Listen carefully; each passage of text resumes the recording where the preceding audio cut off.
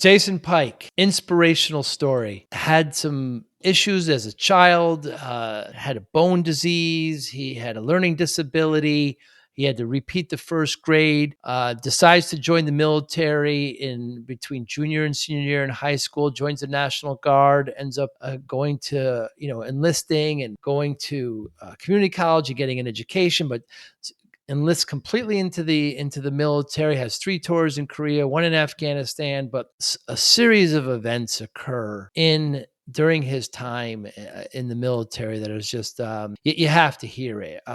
One in Korea where he was involved with some training, and he ended up in a very, very bad situation. He got some help there and got his way out of it. And in his 3rd tour, he ended up ruffling some feathers, and they made all these terrible accusations that he had to deal with. But he turns it all around, and he wrote a book called "The Soldier Against All Odds," where he really, really is vulnerable and says, look, I've done these things. I didn't do some of them well, and I've done some correct. Learn from what I did, and hopefully it can help you. And he donates the proceeds to veterans. And it's just a very inspiring story. I love to talk to our military, our veterans. I start the conversation with, asking if the military is a great option for the youth of today. And we talk about that, but really enjoyed the conversation with Jason Pike. Thanks for listening. Hi, I'm Joey Pinz. People ask me, how did I lose 130 pounds? The quick answer is always discipline. I started my business, wasn't paying attention to my health, was eating too much, drinking too much sweets. My daughter was born. Next thing I know, I'm pre-diabetic, I have hypertension. I knew something had to change. Discipline. I, like many of you, have faced many challenges in your career, in your family, in your life, in your faith. How did you attack them? How did you approach them? How did you solve them, hopefully? It all had to have some degree of discipline. I'm also asked, how did you found and start a tech business that lasted over 25 years? Discipline. I was committed to it, enjoyed technology, didn't enjoy some aspects of it, but knew it was necessary. Discipline. Our podcast mission: how do we use discipline to better ourselves and society? Join me, please, as I talk to interesting people and discuss how they use discipline in their family, in their passion, in their careers, and how it helped them. Our podcast vision: growth through learning from others. Joey Pinz Discipline Conversations. It'll be light and serious. Join us, please. Thank you for consideration. Oh my goodness, Jason Pike, thank you so much for your time today. Really, really excited to talk to you. Is the military a great, great career avenue for many youths? Yes, it's a wonderful place to start in life. It's got you look at the military, think of a Fortune 500 company or any Mm. multi-billion, maybe even a trillion. It's got every job that you ever imagine. And so, yes, it's a very good place to start. Yeah. And it was the best solution for you. It was for me at the time because there was not a whole lot of options, I thought, in the Mm. beginning. I've been verified by professionals 3 different times that I've got problems learning, and I do. I got around it through discipline and effort. And yeah, it was a good place to start. It was. Yeah. And you were diagnosed very young. You had a knee issue. It deteriorated. What was that called? That was called osteomyelitis. It was a rare Mm. bone disease at the time in the 70s. Yeah, it dissolved. I was 9 years old. And I was on crutches for a year or two. It took me out of Little League sports for a while. And I had to work on that. I had to work on those legs to get the muscles built up around them. And Mm. my age is 57, but my left knee is probably age 48. That's the only good thing. Mm. So yeah, that's how that thing worked. I'm not a doctor, but the thing grew back through a lot of effort and a lot of antibiotics. Wow. And you were back then officially diagnosed with a learning disability, but you actually had one. You had to repeat the first grade. Yeah, reading and writing are my worst subjects. but I'm a national best-selling author. Go Yes, figure you that one are. out. Yeah. So no. Really, it really is. It really has been that's the worst. It was reading and writing and just understanding words and sentences, and it was diagnosed really early. I think the only good thing is that parents sort of laid off me on education and kind of said, "Well, we'll kind of let this one go. We'll give them a little leeway," which was good for me, I guess. At the time, there was not a whole lot of expectations, but yes, it was. Yeah, I failed the Hmm. first grade. And then you decide to enlist in high school, and you kind of fudge your way through it, Jason. You could do a much better job of explaining it than I can. Yeah, I slimed my way into it really. So when I joined at the age of 17, between my junior and senior, I was still in high school. I was Hmm. 17. I went. I didn't go into active duty Army. I went into Army National Guard. Those were weekend warriors, and so little now for the knee, I just lied. I said, "No, nah, I have no problems physically." And that was way before the internet. And they said, "Okay, no problem." It was a reserve, it's not active duty. And then as far as the test is concerned, we do have to take a test, an entrance test. I cannot figure out how in the world I passed that test. Maybe they just said, "Hey, he's good. Just let him in." I don't know. Maybe it was that, but yeah, it was not everything was at the bottom, not only education, but even with the military. I was weekend warrior. We were sort of a less than best at the time organization. And kind of just slimed my way in. Yeah. And you enjoyed it. In the beginning, I did not. I almost got kicked out in the very early. I mean, it was just a very difficult for me to try to drink the water coming out of that damn Mm. fire hose, coming out so fast. And I'm like, what? How do you do that? How do you do this? I wasn't getting my stuff together, and they sent me to a criminal correctional facility. It was a drug deal. It was not any. I didn't do anything criminal. I just wasn't. They were going to try to break me, I guess. And they don't do this. They don't do this in the military, really. They don't. But they did with me and another soldier, and I survived it, and I came out a little wired, more tight, more failure and pain, and it kind of makes you a little stronger over time. And in the beginning, I thought, well, if I went through all that hell, which it was, basic training, kind of like the movie Full Metal Jacket on steroids. If I went through all that, and I don't care about these professionals and what they say, I think I might go to college and I might do more than I actually am going to be doing as a weekend warrior.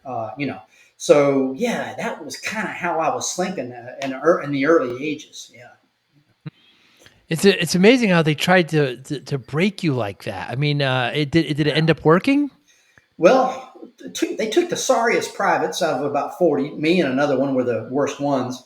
And we just wouldn't get our stuff together. We were sort of made examples out of, or were used as guinea pigs to go to a facility that was it was a military brig. It was in Fort Sill, Oklahoma.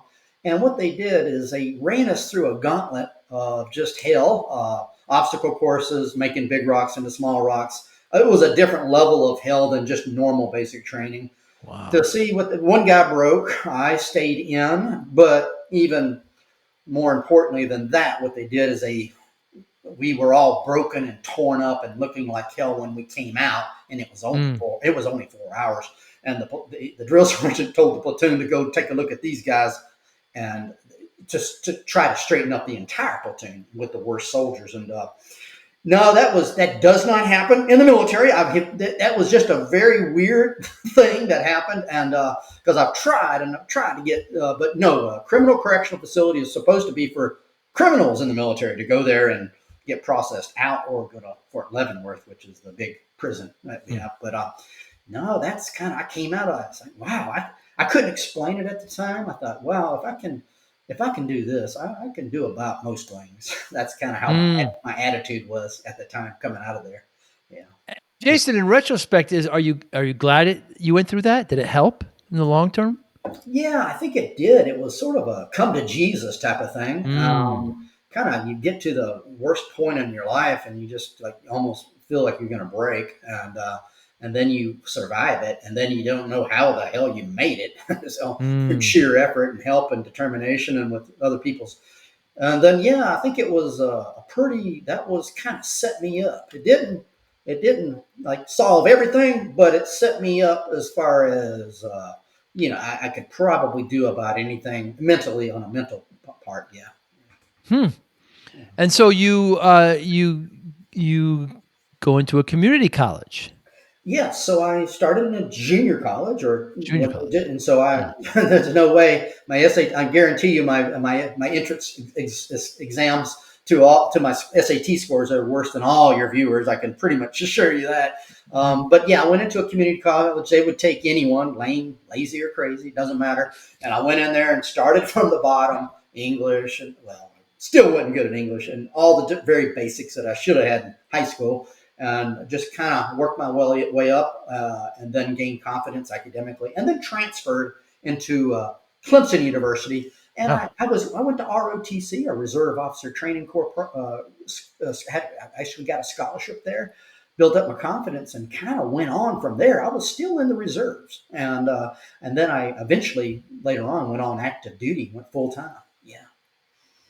yeah, that's amazing. I mean, Clemson and then ROTC, and you majored in chemicals.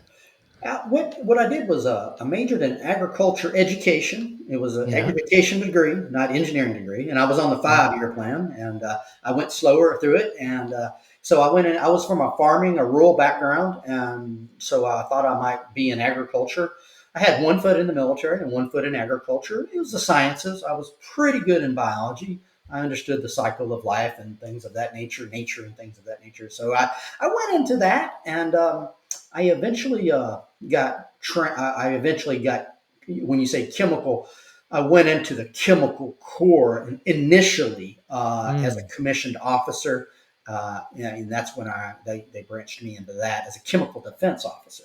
And I went into a special operations unit, a special forces, the Green Berets, the Snake Eaters, as a support person. I got to say that support guy there, but that was my first active duty as an officer. Until that point, almost 8, 9, 10 years, I was in the reserves, the National Guard. Yeah.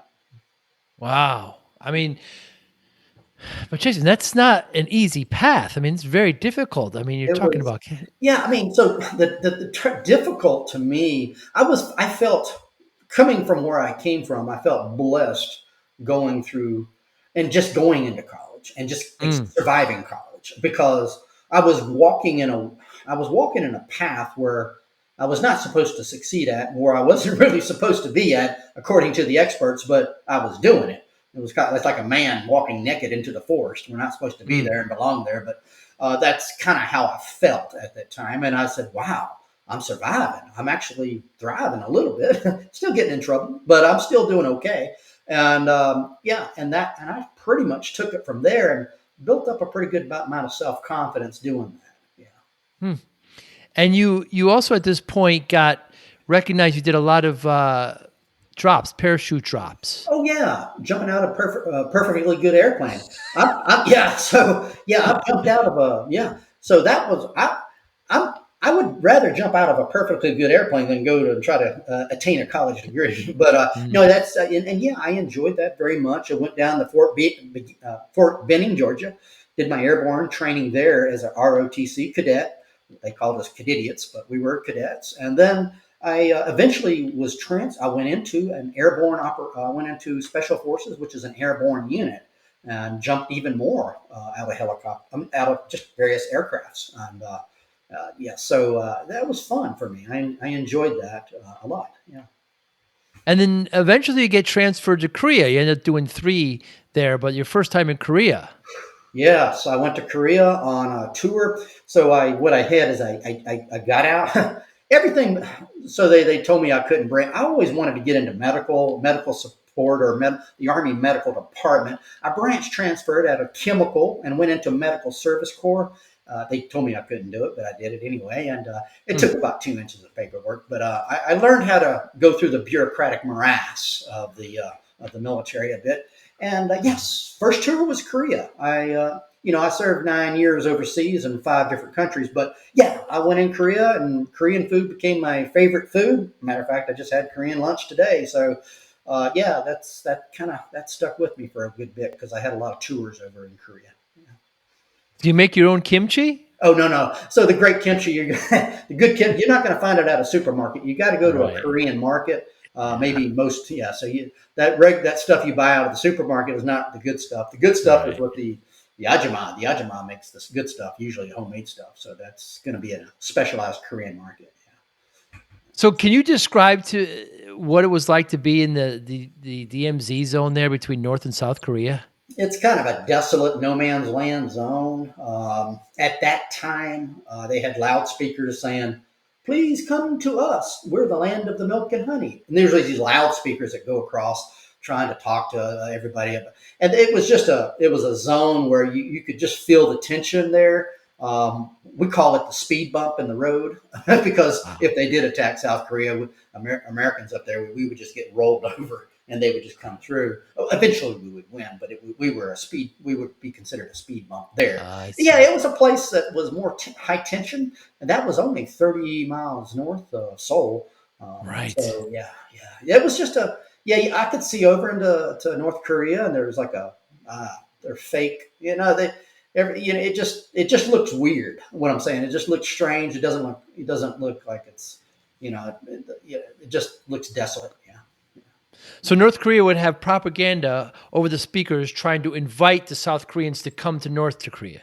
Yes, the big loud boomers that would be up there on Warrior Base, and that was in 94, 95 when I was there.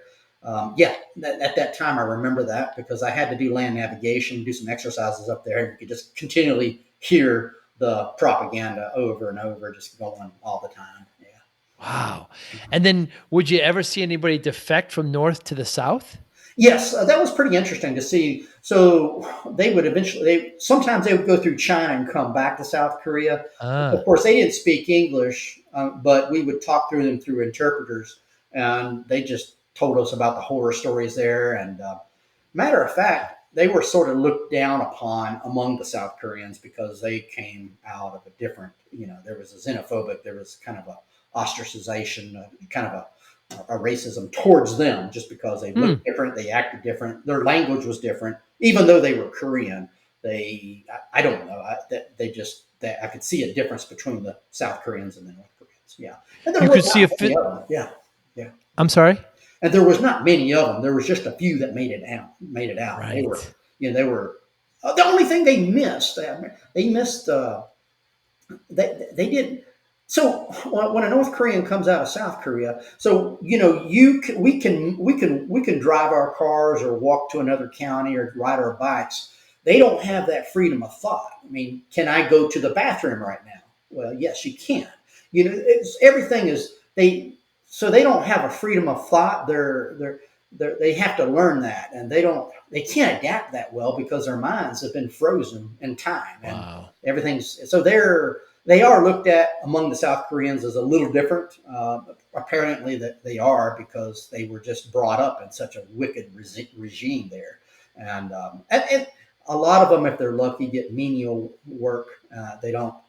They're they might just survive day to day in South Korea. But yeah, because we take their freedom. See, they don't have a freedom of thought. You can get in Hmm. your car. Joey can get in his car. I can get in my car and drive somewhere, and I decide on my own what I want to do. But they don't have Yeah. that thought process. Yeah. Wow. Very very strange. Very strange. Yeah. And then, of course, just physically smaller because they're Yeah, they've been right. emaciated. They're Slight. physically smaller. The It's food, terrible. maybe one meal a day. I mean, even the army, who gets fed the most, they say that they get one meal a day, which is a lot through the government rations. So yeah, they are. You just hear all this wild, crazy stories, and well, we had to we studied that region a good bit, and the interpreters over there say that they speak like in the 1950s. No, their language has not evolved like the Korean language. Our language evolves, and we have Sure. the word Google. They don't know what the term Google would be. So they don't Mm. have that modern day. Things that evolve over time. They're kind of stuck back, and so that's what the South Korean people tell me. Yeah. Wow. And Jason, you have a very interesting story of a mishap where you got a little undressed. Oh, you mean almost falling in, mean almost drowning in shit, I think what you're talking about. Yes, Yeah, yes. so all these, these one story after the next, once you get your life, your resume put back to you, you have to come clean with a lot of things. But at the time, I was in South Korea. Uh, as soldiers, we demonstrate our ability to read a map and a compass. And I was doing it alone at night. And we have that term we use, falling into shit or neck deep in shit, but I have literally been there and done that and almost drowned in it. So at that time, when I was doing my land navigation, finding points out there at night alone, they have these rice paddies on the side of the ditch. They had filled them with feces or shit, fertilizer, usually pig shit and things of that nature. And it's just used as fertilizer. Night soil is another term. And yeah, I was walking along. I knew it was there on my left hand side. And I knew to stay away from it, but it's at night and we don't have flashlights and it's the shit's slippery. And I slipped on my ass and I went down an embankment and went up to my neck in it. And it was a nightmarish event. I was, oh my God, I'm gonna drown in this shit. I was in my late 20s at that time, and I thought that my legacy would be my last name is Pike. Pike dies Mm, and poop is going to be this is going to right. be it. And poop, I have never had a family, never had a wife, never had, any children or anything like that. And I'm thinking I can't go out like this. And I have a lot of equipment. I have load bearing equipment on. I have a rifle, map, and a compass and things. So I'm going down, and I eventually said, "Well, I've got to somehow angle. If I'm going down, I've got to somehow angle myself to get a little leverage, like a quicksand material. But not that I've been in quicksand. This is about the only thing I can think of. But I started to squirm like a small caterpillar, very, very slowly up onto the top of the feces, and then eventually I low crawled myself out very slowly, and being careful not to sink back in. I got out, laid up on my back, looked up at the stars, and I'm thinking, God, why do you put me in this shit? And Mm, I was a mob of it at that time, and it was at night, and I was alone, and I said, well, now I've got another problem now, and my next problem was I got to save my face, I got to save my embarrassment. I don't want anybody to know. There's other people out there walking around at night, looking for doing their exercises, finding their points and things. I got to stay away from them, and I got to get back to camp without anybody knowing about it. And I don't know how to do it. I've never fell into shit like this before. So I started looking around, and I saw a light out there, and it was a light of a farmhouse. I started walking toward the light that I thought was a farmer's house. I didn't know what I was going to do. I didn't know if I was walking toward heaven or hell at this point. I was going to go over there. I had rolled around like a dog to get the bulk of it out, but the feces had stuck into my material. So I was still smelly and it was throughout all my equipment, but I had the bulk out by rolling around. When I got to the farmhouse, what I did is I knocked on the door, and a woman, and probably in her mid 40s, she came to the house. She came to the front door, and she looks at me and goes, "Agu, agu, agu," and I go, "Annyeonghaseyo, annyeonghaseyo," and it's just a little. Mostly, it was they don't speak. I spoke a little, but they don't speak English, and I don't speak really much Korean, and she knew she knew I was in an emergency situation by looking and smelling at me. So she just stripped. She told me to strip naked, and I did that in front of a complete stranger. Gave her all my equipment except my map and my rifle and my compass. I gave her everything, and she motioned that she was going to find me that in the morning and give it to me clean. Just a goodwill thing, and so I walked back, and then I had to walk back to camp barefoot, naked through the woods, about a mile or so, making sure I stay away from the other soldiers out there on their exercise. I made it mm. back to camp, before they got in, moved it out, and she came in that next morning and delivered all my fairy godmother. She delivered Wow. everything clean to me that next morning, and I got away with. Well, I got away with two things that night. I got away with not, I didn't drown in shit. That's one Mm. thing. And then number two, I saved my face. But I did fail that course, and it took me another two times to get the tab that I was looking for, the badge for that exercise. But that was a poop and pike story in a nutshell. Wow. Yeah. Wow. And we're going to get to your book in a moment and how you arrive there. But then a lot of series of events, Jason. Your father passes, Afghanistan, two more tours. There's a military kind of tribunal. I mean, the things you go through, Jason, is absolutely incredible. I don't know where to start with those what I just mentioned. Well, yeah, Um, it's tough. It was a tough one. Yeah, yeah, yeah. I mean, Yeah, because your father passes, and then you're designated to go to Afghanistan, and you're not sure whether you should go or not because of all the stress of what's happening with your family, but you do go. I do go. You're looking at the part of life that I was in a major period of time in hell. I was in a Mm, deep, dark time. And that was I had been through a federal investigation. Okay, I had come back from in South Korea. That's right there. It could take 10 minutes. But when you go to my father's death, I was in a different level of hell. Grief is one thing, right? But I had been through the ringer already. I was already beaten down from a bogus federal investigation. right. Father dies. Oh, by the way, while he's dying, you're going to go to Afghanistan. So that was the period of hell that I was in. If you want to got any questions on how that evolved or anything on that, I got Sure, sure. yeah. So I don't know where you want to begin. We could go to the bogus investigation of how that Yeah, what? started. That's Yeah, terrible. that was So it's a right. turf war. One of your, I think your last tour in Korea, it ends up being a turf war, and Yeah, people you everybody's yeah. clash with people, and they throw with you. It was a turf war. I mean, there's a term called being thrown under the bus or being ghostlighted. Now, Mm, at that yes, time, my third year in Korea, I had a lot of awards. I was a senior guy. I right. was a lieutenant colonel, and I had a whole series of accomplishments behind me. But I said some wrong things professionally about how I wanted to proceed with my job. I had disagreements with some power people above me, and it wasn't really verbal. It was just this is the way I thought things. This is my third time in Korea.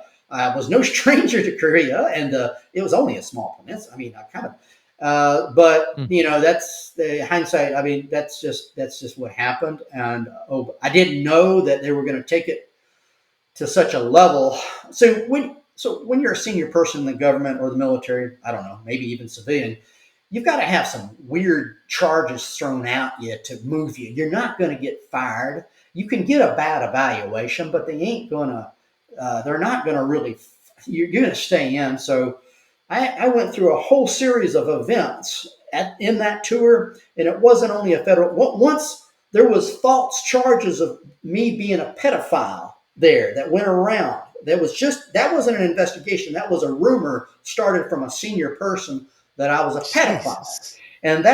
And my daughter, I did go to the elementary school on base and eat lunch with my daughter. And I was a soccer coach. And I was a very playful, fun guy as a father. I enjoyed kids. But it wasn't that. Okay. And so once that didn't work, and once I had to go through the ostracization of that, of people thinking that, and the family thinking that, or not, they were thinking the family was like supporting the guy who was a pedophile. Once that didn't work, then I went through more formal accusations. I got to give them credit. They kept trying.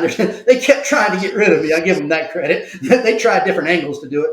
So once that didn't work, and I went through the shame of bullshit of that, they went ahead and threw in a charge of me. So in the military, they've got hotlines. Hotlines are used for emergency situations. It could be suicide hotlines. It could be sexual deviancy hotlines. It could be criminal activity. In my case, it was they falsely charged me with espionage against the U.S. government. It's SAIDA. At the time, it was called subversion and espionage against the U.S. government. It's changed its term since then. I did, and so I was brought up on the Yongsan Garrison, well up on the top of the Dragon Hill there. I had criminal investigation division. I had military intelligence there, and I was going to be briefed on the situation. My commander was on one office. I was on another office. You had two sets of CID, one on one office, one on the other. That we were being briefed in individual rooms at the same time of the situation that I was facing, which was fine. Well, passing documents on. So I do remember the CID guy, he's just being the messenger, but I got mad at the messenger. He's saying, are you Mm. sure you have not provided any documents to foreign nationals at all, or you're not selling secrets, you're not passing on information and things of that nature, or doing any type of security breach? And I said, hell no, I'm not doing that shit. Y'all can check my record. And y'all got all this technology. Why can't y'all figure that out? Y'all, MI, military intelligence, and CID got a lot of attention here. I mean, so no, I says, no, I haven't. He says, well, do you want a criminal, do you want a defense attorney? I says, hell yeah, I want a defense attorney.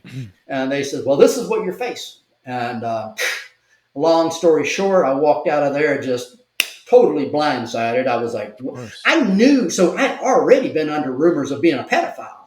So now here it goes, a Jesus. different angle. Jesus. So I knew who was behind it, who I kind of pissed off in the very, and if they're playing this type of gamemanship, that's way above me, and so it's way above me. And so I know, and so I had to go. I went to my criminal defense attorney there, military guy, lawyer, and he says, "You haven't been doing anything. They ain't got nothing on you. But what they're going to do is their job is to find something on you." And I said, "But I haven't done anything."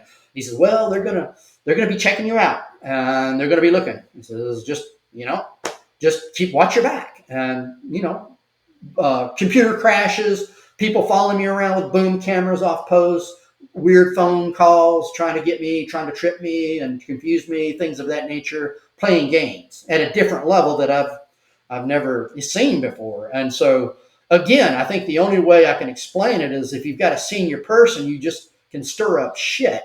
If you Mm. don't want, people could do that, I guess, to senior people to try to create attention and destroy you or pass you off to another command or get rid of you if you've got a lot of stuff going on up there. And so I went through that for 2 years. Wow. So I went through that. Yeah, that started in the rumors of pedophilia that started in 2007. That probably lasted a year, and then around 2008, 2008, yeah, 2008, 2009, yeah. And then so 2 years after. And so once I left, so I had what I didn't like after all that. Nothing ever happened.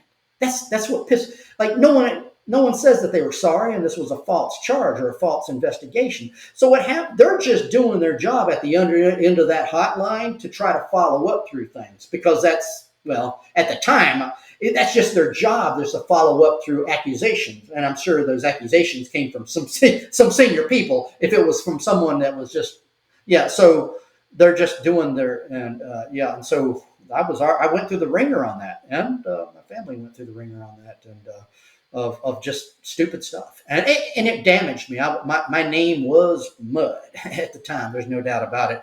They didn't know where to put me because see, they didn't know what to believe. The people who put you in positions, they heard a lot of stuff about me, and they did. So you think of them saying, "I heard this, I heard this, I heard this from this," and it's like they're like, "I don't know what to do with this guy." Mm. So, but eventually, I did go. And they said, "Well, just send his ass to Afghanistan." So, but no, my dad died. I come back after all that. So you're talking about my father dying. I was already in a period of hell. My father Right. dies, and then I'm going and getting myself out of there. Not really out of there, but I'm taking a unit to command in Afghanistan. And at that time, I was running off of fumes. So I wasn't trained for my dad's death or the investigation. I was trained for Afghanistan, but I wasn't really mentally prepared for it. And you had hinted about I could have gotten out through mental health. I Right. could have checked the block. I could have just checked out because I was. I mean, I could be verified as just almost just losing it at that time. And according to the mental health counselors that I went to, but I started talking to my uncle, and he was thinking, your dad's dead, and what would he think about you just trying to stay home and not go to war because of your Mm. dad's death? I didn't like again. I couldn't talk about that federal that fiasco in Korea because I couldn't explain it. I really couldn't. I didn't know. It was just like I survived it, and so getting out of the shithole. I couldn't explain getting out, but it took me a while to sort of understand it and try to communicate it and articulate it. Now, yeah, my father died, and then I go to Afghanistan. Yeah. Mm-hmm. Mm. Incredible, Jason. And Mm-hmm. I get my question is that, I mean, you're a lieutenant colonel at this point. when you had disagreements with whoever orchestrated all this, you just never thought that it would get to this level. You just thought it was a clear disagreement and you could walk away, and that's how the military was. You didn't think there would be, you know, Yeah. pettiness and Once I arrived, retaliation. yeah, I know that. Yeah, everybody has a turf battle. They have their space. So I Mm, disagreed with a particular retired colonel who had a lot of power. Retired colonel that was working over there, and his friends about what my job should be and about how I needed to go through things over there. And everybody has their. He had been there for many, many, many years. Most of the time in South Korea, it's a rotation basis. But he had fixed his little he had fixed his little regime. I didn't know it until I got there and I saw, oh my God, I did not understand the influence that he had there until I got there and I saw it and mm, I was living in that office. Once I got there and I saw the influence he had and the power of people that he had, I knew that my world would probably go down south. It's nothing that it's an animal instinct. You can just feel it. You feel this like a dread. I was like, yeah. And so I don't get along with this individual. It's not that we're fighting, it's we just disagree. And if you don't play the person's game, which I did try to play the game for a little while, but I just couldn't do it. I had to be me. That's the only person I can be. And I just had to be myself and I had to go with my strengths and not go to my weaknesses on the job. And his job was research and publications, and I cannot go that route. I have more operational experience, so it was more of a disagreement in professional how we wanted to go through things professionally. Even though he had a lot of power and he had a lot of play, and he did, and I kind of knew that something was going to happen. I just didn't know what it was going to be, and so I did get hints that things were going to come down, and they did, and they came down, and it was computer crashes, weird stuff, all kind of. It's kind of like again, pedophilia, criminal investigation. Jesus. That's one chapter. That's an entire chapter of the book. It's called Third Time's a Charm, but it wasn't a charm, but that was the third time in Korea. But that's where you would think, being the third time in South Korea, I'd probably shine. You would think that, but because I shined pretty well the first two times, I really did.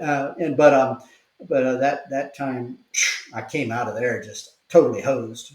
Reputation. Only time I ever had a bad evaluation was coming out of there. And but no, that was a hell of a time. And I would rather be given a bad evaluation than if you don't like me, just give me a bad evaluation. Don't go to this level of just trying to do bad things. And so, father dies. I go to Afghanistan. In many ways, I felt Afghanistan was getting away from things. I Mm, kind of would say, this is my chance to become redeemed. This is a chance where, if I was gonna, I said, this is a chance to get away from everything, to go and do what I'm supposed to do. And I did very, very well in Afghanistan because I know how to take care of soldiers. They know how to take care of me, which I needed to. But at that time, I told my soldiers my father died. They took a lot of sympathy in that and they helped me out a little extra. I didn't tell them anything about the federal. I couldn't get my head around what happened in that time in Korea, and what I did. And so, but I did very well over there. We had the ID attacks. Well, we had the mortar attacks, things of that nature, and I saw some something blow up a Humvee. But Afghanistan was nothing at all compared to what I went through in South Korea, which was peacetime, which was a peacetime activity. ironic. Afghanistan was sort of comparatively easy. It's just that Afghanistan, I had been totally burned by things, father's death, and so I was working on fumes a bit over there. But I did overall. We all did pretty well over there. Mm. So why write A Soldier Against All Odds? Because everyone said that I had a story. A lot of people say, how did a dumbass like you do all this and get through Mm, all this? And so this story had been nagging on me. My father he was a Southern storyteller. He told stories all the time. I always wanted my father to write a book when I was young because he told us all these crazy stories. And so I was like, wow, I had a storied guy, whether it be that or various other debacles and situations that we've alluded to. somehow there's always these, when these things were happening to me, I kind of thought like my mom. My mom would say, "Son, why can't you just be normal like everybody else?" I said, I wish I could be normal like everyone else, but I'm not. And so, but I said, and when these things occurred and I got out of them or just kept driving on, I was just not giving up on anything. I thought, wow, I got through this, I got through that. I think this is an amazing story. It was nagging at me for a long time. I don't know a ghostwriter. I don't even know how to write. I mean, how do you find somebody to help you out writing? And so I had to work through that. And but no, it's been a. I mean, the process of the book. I mean, nearly killed me. Really did. Really? Because you see, if you're honest with yourself. So I went through a whole lot. When it's a memoir, it's a true memoir. And so when you see it written out and you see all the situations, black and white, everybody's got a story. But how many people put it on black and white and look at it, and then how many people of them want to actually publish that stuff? So I had to look at it, and I got to think: Am I worthy enough? Am I good enough? And I stressed out. I was having flashbacks through all this stuff.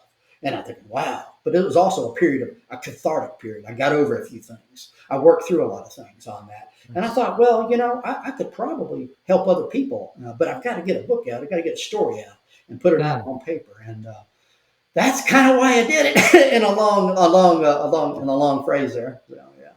Yeah. Yeah, and you donate proceeds back, to help, Oh, warrior, yeah. ex-military.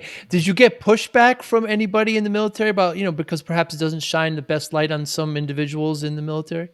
Those people that if there's not that I know of. The sensitive places that I talked about with the investigation, I changed a lot of people's names in there. Of So I had course. and I ran it through an attorney as far as kind of our legal type of a writer where we would change people's names and things of that nature.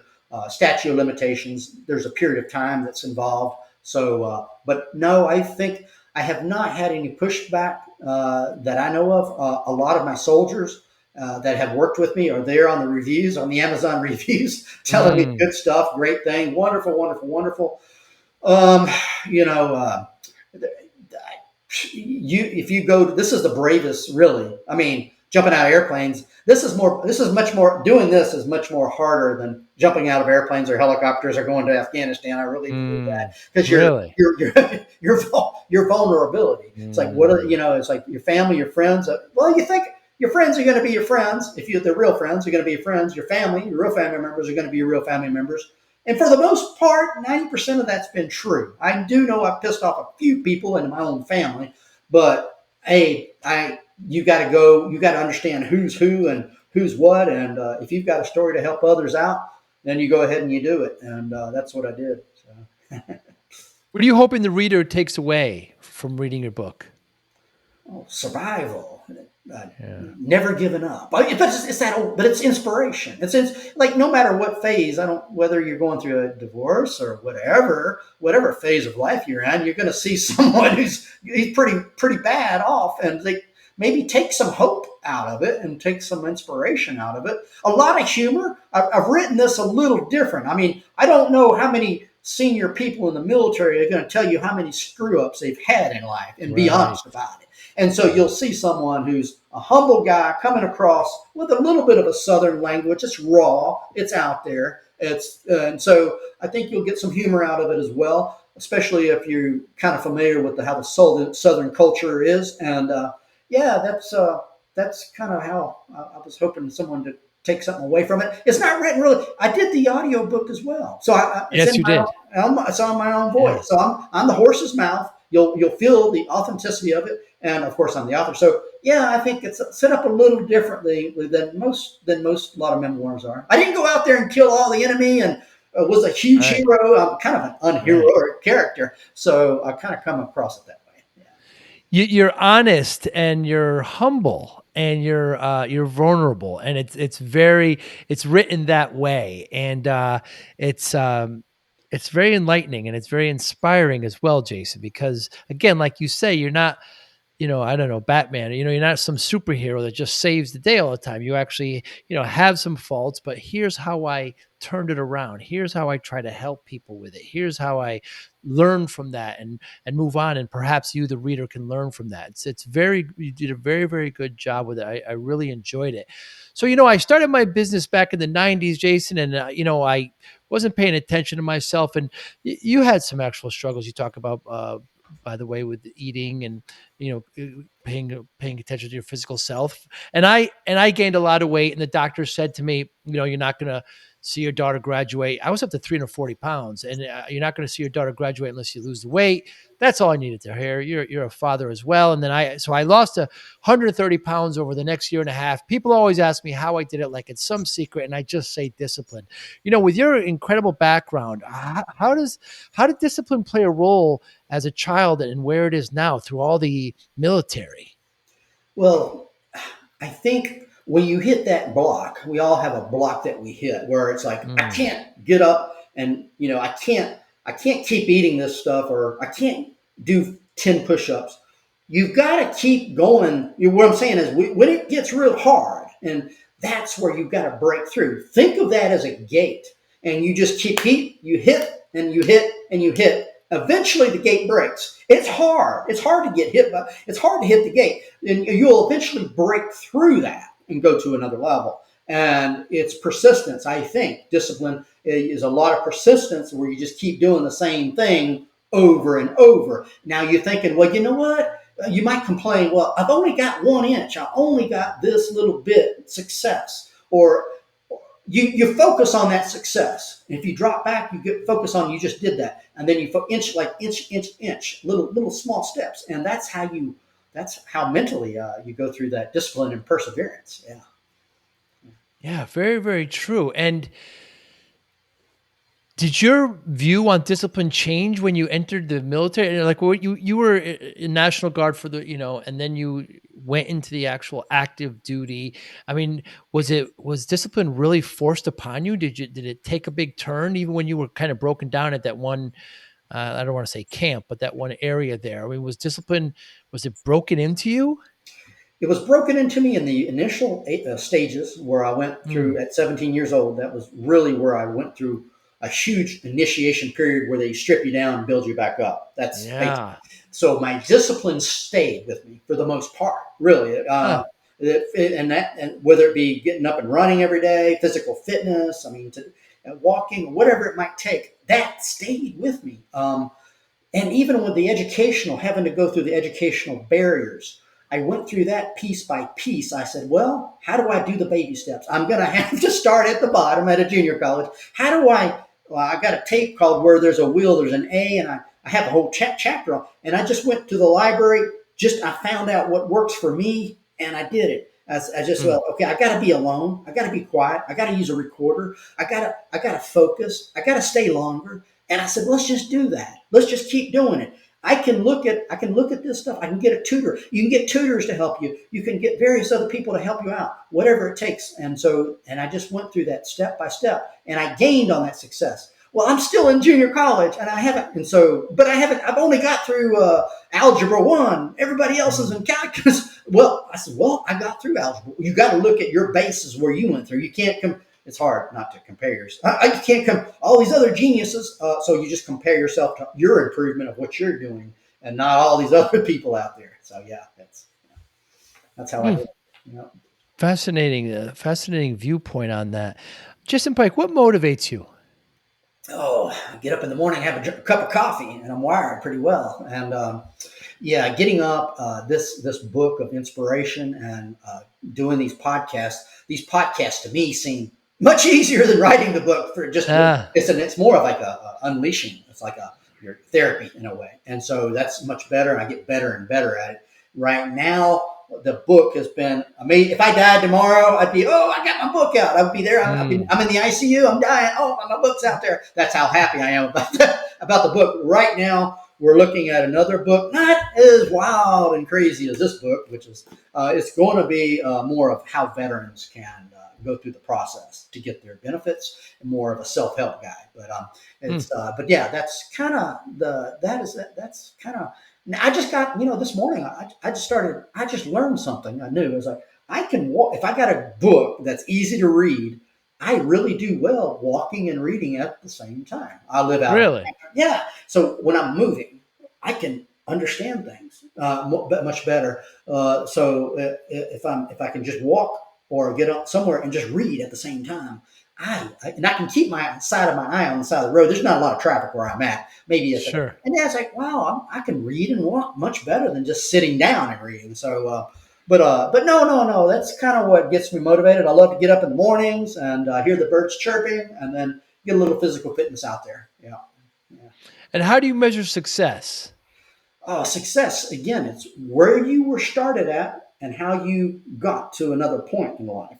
So Mm, that would be your success. Your success is you've improved. Maybe one day, 2 years, you can always look back and say, if you're better off, whatever it could be, your finances, it could be your relationships or your spirituality. If you're better off, if you're worse off, that's not success. You got mm, to look at that wherever that baseline's at. You're like you said, you're weighed 100, you weigh 200 pounds. Now I weigh 190 pounds. That would be a mm. success right there. Even if it was 190, so you would look at the baseline and you would measure from there. Yeah, Yeah, did you improve? Yeah. you improved. You're Uh, successful. Yeah. Very cool. Jason, I really, really appreciate your time today. I was very excited when you accepted this. Your story is inspiring, and it's just not everyone that would commit to writing everything down like this and to helping others with the proceeds and just to lay yourself out like that and say, this is what I did. I did some things wrong and some things right, but learn from them. And it's really inspiring. How can we get in touch with you? Okay, jasonpike.org is my website, jasonpike.org. Once you go to jasonpike.org, you're going to see all the social media stuff there. Yes. Now, all the social media stuff is going to be on jasonpike.org. I'm on Facebook, whatever, Instagram. But yeah, Amazon's where the book's at. So A Soldier Against All Odds in all different forms. You've got the Kindle e-reader, you got the Audible, hard copy, soft copy. So yeah, jasonpike.org. And that's kind of how you work on that one. Yep. Yeah, everything jumps off from there. Of course, Jason, JasonPike, Jason Pike, just like it sounds. We'll make sure to put it in the show notes. Jason, thank you so much for your time. I really appreciate it. Next time I'm down in your neck of the woods there in South Carolina, I'll see if we get a cup of coffee. Hey, man. Thank you, Joey. You got a number one top rated show. I'm honored to be on it. I was a little bit nervous because you're so top rated. But hopefully I did your job. I did the good job. You yourself, and that's all I ask. Jason, thank you so much. All right. You take care. Bye bye. You be well. Bye now. Thank you for listening and or viewing Joey Pinz Discipline Conversations. Please share this episode with one or two of your friends who you think may benefit from the episode. Our website, www.joeypins.com. There you'll find lots of resources and you could join our mailing list. Please follow us on all our social media, Instagram, Twitter, and Facebook. Podcast information, the video version of our podcast is on YouTube. Please subscribe. Audio is on all major podcasting platforms. Please follow them. And if you like it, please consider giving 5-star rating. Would really appreciate that. Would you like to financially support the podcast? You can go to our Patreon site. Consider $5, $10, or $20 a month. There's all kind of plans that we have there. There's like a one-time payment. What is this podcast episode worth to you? $25, $50, $100, $500, $1,000, $5,000. You be the judge. You can go to our PayPal account to do that as well. Thank you again for listening or watching Joey Pinz Discipline Conversations.